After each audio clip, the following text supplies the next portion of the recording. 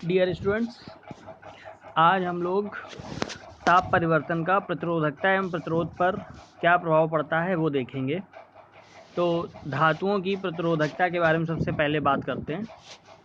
देखो, धातुओं का प्रतिरोध ताप बढ़ाने पर बढ़ता है। अगर प्रतिरोध बढ़ेगा तो उसकी प्रतिरोधकता भी बढ़ेगी, क्योंकि R बराबर रो L अपॉन A होता है। ठीक है, R बराबर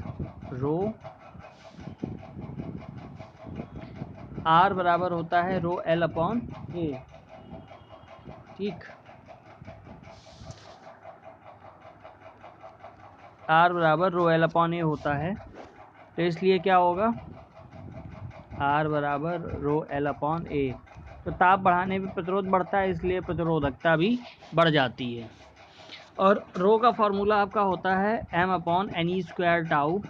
रो बराबर क्या होता है, m upon n square tau.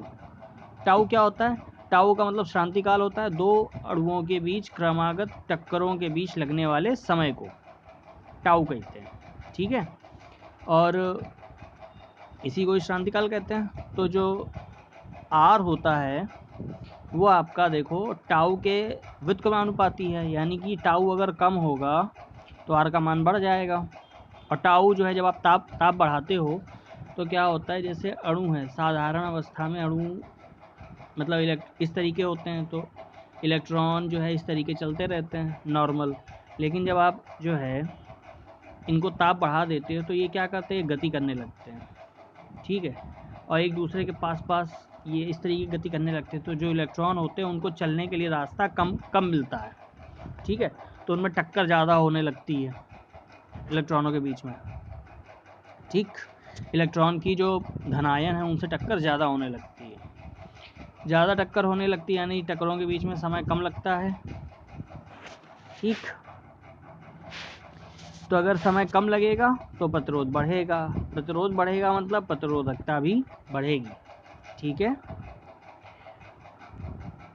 तो यानी कि चालक का ताप बढ़ाने पर, और होता वही क्योंकि कंपन बढ़ जाते हैं, बात में आपको हम पहले बता चुके हैं। अच्छा, एक चीज़ और देखो, जो मुक्त इलेक्ट्रॉनों के माध्य मुक्त पथ लैम्डा दो क्रमागत टक्करों के बीच तय की गई दूरी, इसके वर्ग माध्य मूल चाल से निम्नलिखित संबंध होता है। तो देखो, ये जैसे कि मान लो ये दो क्रमागत अणु हैं, इनके बीच में टक्कर होने वाली है, तो ये जो पाथ ये जो तय करता है ये लैम्डा कहलाता है। ठीक है, माध्य मुक्त पाथ, मीन फ्री पाथ बोलते हैं, और इसमें जो समय लगता है वो टाउ होता है। तो टाउ बराबर लैम्डा अपॉन VRMS। तो लैम्डा क्या है, दूरी है, मतलब वर्ग माध्य मुक्त पाथ है। और टाउ VRMS क्या है, वेग है, वर्ग माध्य मूल चाल है, रूट मीन स्क्वायर RMS का मतलब, और टाउ माने टाउ आपका शांतिकाल। तो सिंपल है। तो क्योंकि R क्या था, R proportional to 1 upon tau था, तो इसलिए R प्रोपोर्शनल टू, ये रिवर्स हो जाएगा, VRMS upon tau, sorry lambda, VRMS upon lambda. ठीक है, अब देखो RT बराबर R0 1 प्लस अल्फा टी। किसी चालक का वैद्युत प्रतिरोध ताप के साथ निम्न सूत्र के अनुसार परिवर्तित होता है। RT बराबर R0 1 plus alpha T. R0 क्या है, 0 डिग्री सेंटीग्रेड पर चालक का प्रतिरोध। RT क्या है, T डिग्री सेंटीग्रेड पर चालक का प्रतिरोध। अल्फा क्या है, प्रतिरोध ताप गुणांक, जिसका मान चालक की धातु पर निर्भर करता है। भिन्न भिन्न धातुओं के लिए इसका मान भिन्न भिन्न होता है। तो यहाँ से आप अल्फा की वैल्यू निकाल सकते हैं। अल्फा की वैल्यू ये कैसे आएगी, देखो, RT बराबर R0 1 प्लस अल्फा टी। तो RT बराबर क्या हो जाएगा, R0 plus R0 alpha T, तो ये हो जाएगा RT minus R0 upon R0 into T बराबर अल्फ़ा। ठीक है, तो यही आपकी अल्फ़ा की वैल्यू है। ठीक, तो अल्फ़ा बराबर हो गया RT minus R0 upon R0 into T. यदि R0 बराबर 1 ओम हो, टी बराबर 1 डिग्री सेंटीग्रेड हो, तो अल्फ़ा बराबर R T minus R naught, यानी प्रतिरोध में वृद्धि। ठीक है, तो आप ये समझो। और अल्फ़ा का मान क्या है? अल्फ़ा का मान 1/273 प्रति डिग्री सेंटीग्रेड आता है। अल्फ़ा का मान अगर आप समीकरण में रख दोगे, यही 1/273, तो आर टी बराबर आ जाएगा R naught into T upon 273। तो जहाँ टी क्या है? चालक का परम ताप है, और क्योंकि दिए गए तार के लिए आर नॉट का तो मान निश्चित रहेगा 0 डिग्री वाला, अतः R T proportional to T. इसका मतलब क्या है? ये देखो जो लिखा हुआ यही आपको लिखना है। किसी शुद्ध धातु के तार का प्रतिरोध धातु की प्रतिरोधकता उसके परम ताप के लगभग अनुक्रमानुपाती होती है। ठीक है, मतलब जो उसका प्रतिरोध होता है तार का और प्रतिरोधकता, वो दोनों परम ताप के अनुक्रमानुपाती होती है। ठीक है,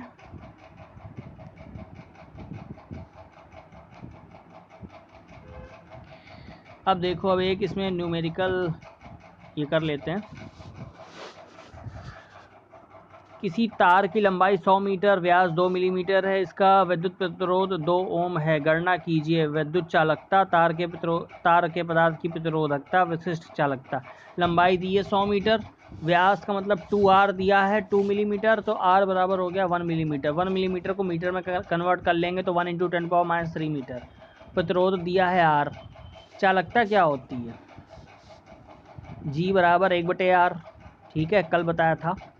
तो G बराबर 1/r कर दो तो प्रतिरोधकता आ जाएगा, सॉरी चालकता आ जाएगी, क्योंकि जो चालकता होती है वो प्रतिरोध के व्युत्क्रम को कहते हैं। तो 1/r कर दोगे 1/2 यानी कि 0.5 ओम इनवर्स। और प्रतिरोधकता क्या होती है? तो रो बराबर R बराबर रो L अपॉन ए होता है। तो रो बराबर क्या हो जाएगा? R L अपॉन ए का मतलब πr²। R की भी वैल्यू पता है, L की भी पता है, πr² कर दोगे आंसर आ जाएगा। विशिष्ट चालकता, विशिष्ट प्रतिरोधकता के व्युत्क्रम को विशिष्ट चालकता कहते हैं। तो ये सिग्मा बराबर 1/ρ, उल्टा कर दो आंसर आ जाएगा। अब ये देखो, ये क्वेश्चन इंपॉर्टेंट है। किसी एक तार जिसका प्रतिरोध R है, उसको खींचकर उसकी लंबाई 4 गुनी कर दी जाती है। तो खींचे हुए तार का प्रतिरोध ज्ञात करिए। ठीक है, तो इसमें क्या है? माना तार की प्रारंभिक लंबाई L है, उसके अनुप्रस्थ काट का क्षेत्रफल A है।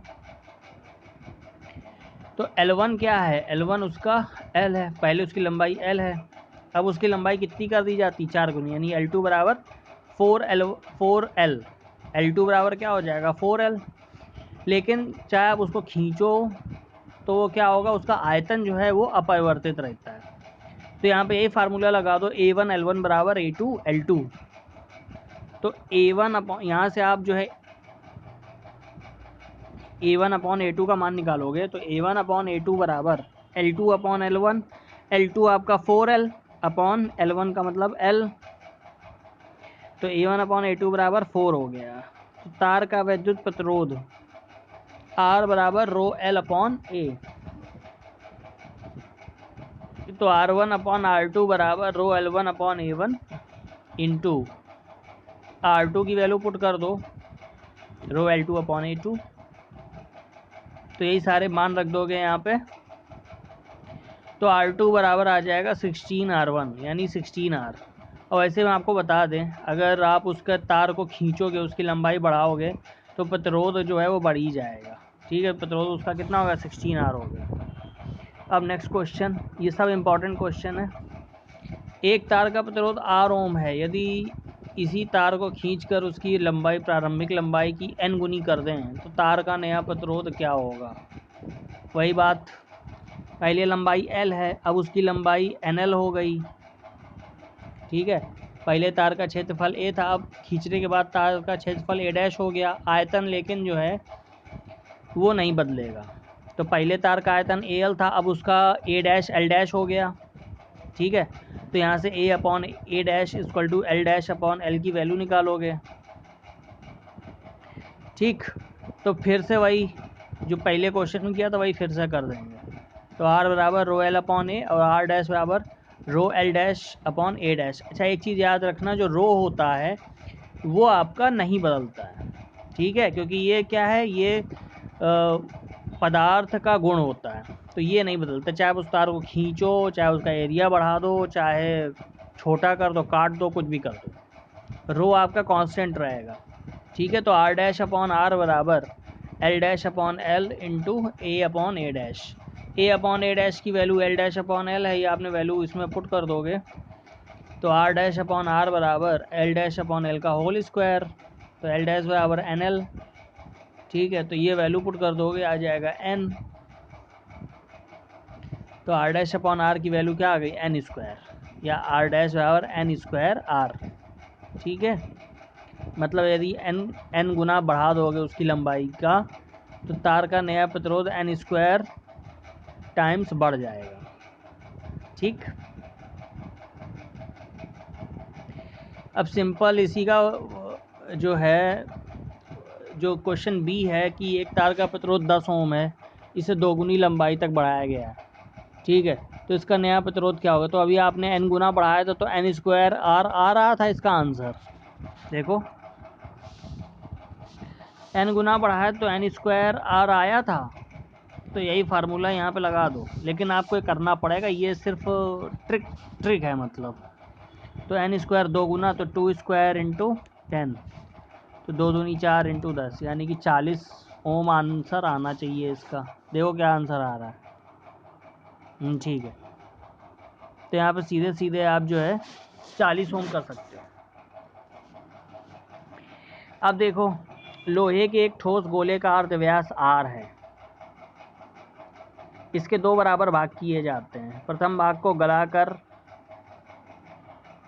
एक समान व्यास का L1 लंबाई का तार बनाया जाता है, दूसरे भाग को गलाकर एक समान व्यास का L2 लंबाई का तार बनाया जाता है। सिद्ध कीजिए इन दोनों तारों के प्रतिरोधों का अनुपात उनकी लंबाइयों के वर्ग के अनुपात के बराबर होगा। एक बात समझिए कि प्रत्येक भाग से बने तार का द्रव्यमान समान होगा। यदि प्रथम एवं द्वितीय भाग से बने तारों की त्रिज्याएं R1 R2 और लोहे का घनत्व D तथा विशिष्ट प्रतिरोध रो हो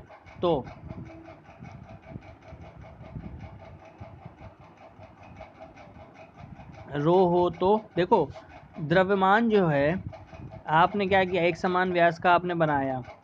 ठीक है, दोनों में व्यास समान है। ठीक है व्यास समान है, तो उनकी देखो, उनका जो द्रव्यमान होगा वो समान होगा। यहाँ पे ये कंडीशन लगा देंगे, द्रव्यमान क्या होगा, वो समान होगा दोनों में। तो एक केस के लिए क्या, एक में R1 है और उसका L1 व्यास लंबाई क्या है, L1 है। ठीक है, और घनत्व तो D है। तो M बराबर क्या होता है, VD। M बराबर होता है VD। V माने होता है आयतन, आयतन माने क्षेत्रफल इंटू लंबाई, और यहाँ VD होता है, ये तो आपका V हो गया और ये D वाला पार्ट हो गया। ऐसे ही इसमें भी आप वही चीज़ लगा दोगे, तो A की जगह पाई R1 स्क्वायर, L की जगह L1 हो जाएगा और D की जगह D हो जाएगा। दूसरे में पाई R2 square L2 into D हो जाएगा। ठीक है, तो पहले तार का प्रतिरोध क्या है, R1 बराबर रो L अपॉन पाई R1, और दूसरे तार का R2 बराबर रो L2 upon pi R2 square.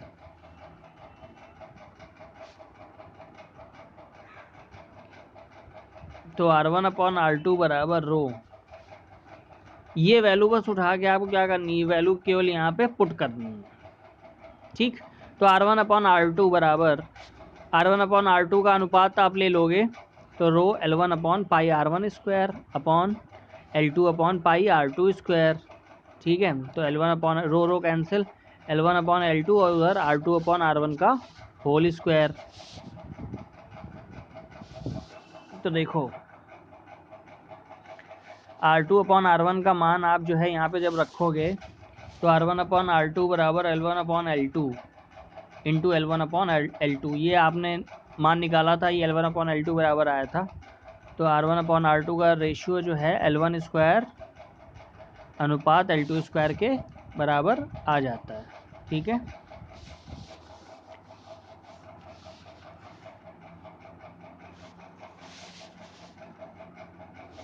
Next बात करते हैं गतिशीलता की, मोबिलिटी।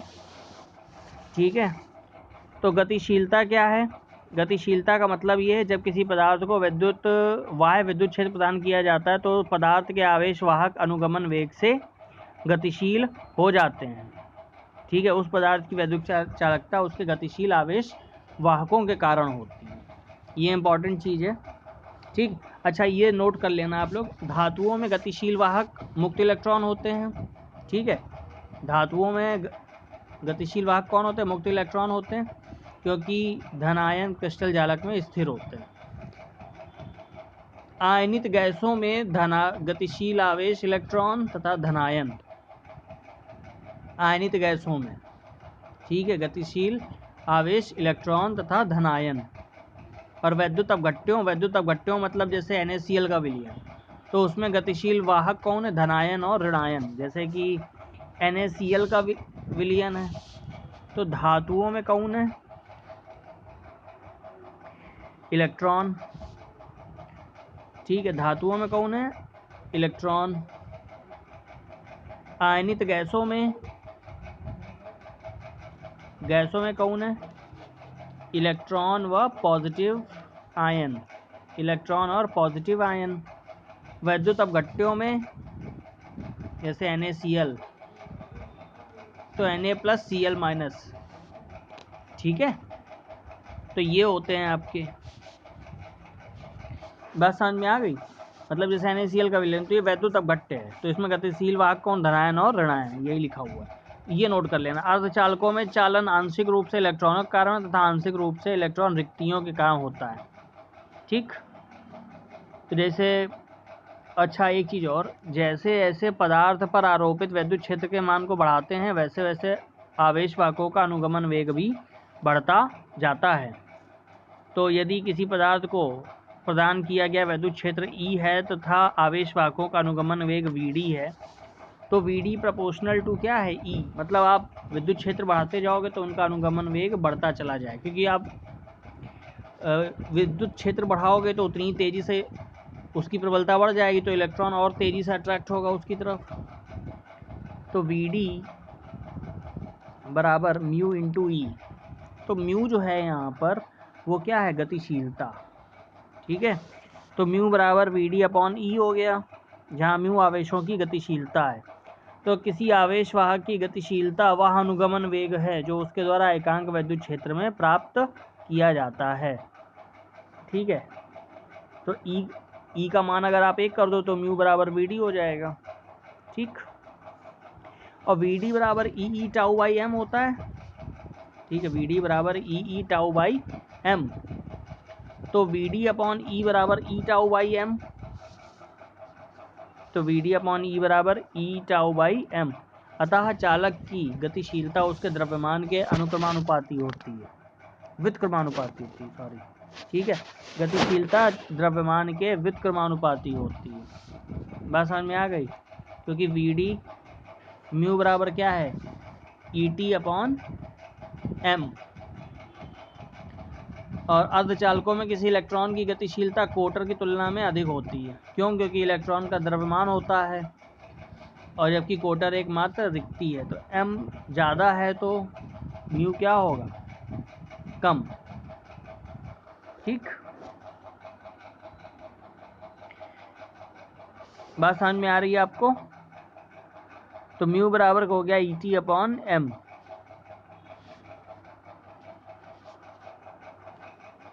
और जो अनुगमन वेग का मान, इसका विमीय सूत्र देख लो, m-1 t² into a, L 0 है। ठीक है, तो L 0 का मतलब 1 हो जाता है। अनुगमन वेग का मान होता है 10⁻⁴ मीटर पर सेकेंड, और जबकि जो उनका ऊष्मीय वेग होता है वो 10⁵ मीटर पर सेकेंड होता है। ठीक, इलेक्ट्रॉनों की गतिशीलता तथा विद्युत धारा के बीच संबंध, तो I बराबर NeA/Vd होता है, आपको पता ही है। N क्या होता है? चालक के एकांक आयतन में मुक्त इलेक्ट्रॉनों की संख्या। E क्या है? इलेक्ट्रॉनों का आवेश। Vd क्या है? इलेक्ट्रॉनों का अनुगमन वेग। A क्या है? चालक के अनुप्रस्थ काट का क्षेत्रफल। तो गतिशीलता की परिभाषा से मुक्त इलेक्ट्रॉनों की गतिशीलता Vd बराबर म्यू इंटू ई होता है। ये Vd बराबर म्यू इंटू ई। ठीक है, अब Vd का मान आप रख दोगे समीकरण 1 में, तो आई बराबर NeA/Vd, आई बराबर NeA/Vd होता है, तो Vd की जगह आप लिख दो म्यू इंटू ई, तो आई बराबर NeA म्यू इंटू ई। ठीक है। और गतिशीलता पर ताप का प्रभाव, तो धात्विक चालक का ताप जब बढ़ाया जाता है तो उसकी ऊष्मीय चाल बढ़ जाती है, जिससे इलेक्ट्रॉनों की टक्करों की संख्या बढ़ जाती है, जिससे शांतिकाल घटता है। इस प्रकार ताप बढ़ने से अनुगमन वेग तथा गतिशीलता दोनों घट जाते हैं। ठीक है, ताप बढ़ेगा तो अनुगमन वेग भी घट जाएगा। ठीक है, ओके, थैंक यू।